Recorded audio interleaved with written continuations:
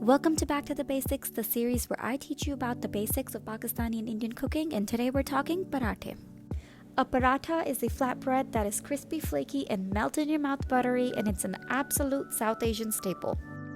So of course we're starting with the dough. We're going to have 2 cups of atta and add in about a teaspoon of salt and then just enough water to make the dough come together.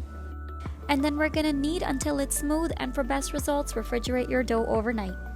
So next we're going to make a medium-sized dough ball and we'll roll it out into a thin disc. And you can add flour as needed to prevent your dough from sticking.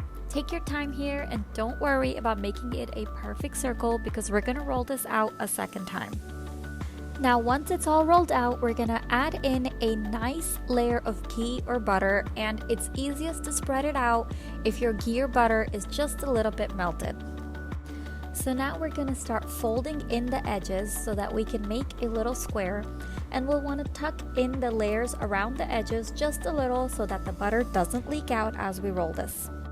Then we're going to dip it into some flour and roll this out into a square shape. These square parathe are my mom's specialty, and she insists that it's the easiest shape for a beginner. And we want to roll our dough with a light hand, making sure not to put too much pressure on the dough as you don't want your butter to start leaking out. And you know that you've rolled this out thin enough when you start to see some of the layers peeking through on the paratha. Now I'm going to heat up my tawa and add some ghee, and then I'll add on my paratha. And then we're going to top it with some more ghee. And here you want to make sure that your stove is set to a medium heat. And once you start to see little bubbles forming, you can flip your paratha over.